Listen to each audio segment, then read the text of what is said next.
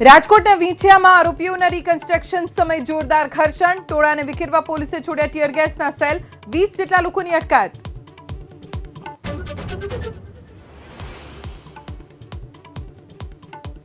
જૂનાગઢના સાસણ પંથકમાં ચારપગનો આતંક યથાવત, દીપડાએ યુવક પર કર્યો હુમલો, ઈજાગ્રસ્ત યુવક હોસ્પિટલમાં સારવાર હેઠળ, લોકોમાં ભય.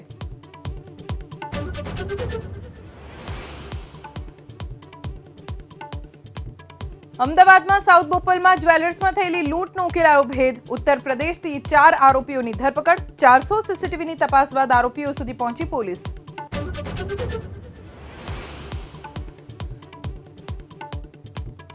એચએમપીવી પોઝિટિવ દર્દી અંગે જાણ ન કરતા અમદાવાદની ચાંદખેડાની ઓરેન્જ હોસ્પિટલને નોટિસ, સંચાલકોને પગલાં કેમ ન ભરવા તે અંગે કારણ રજૂ કરવા આદેશ.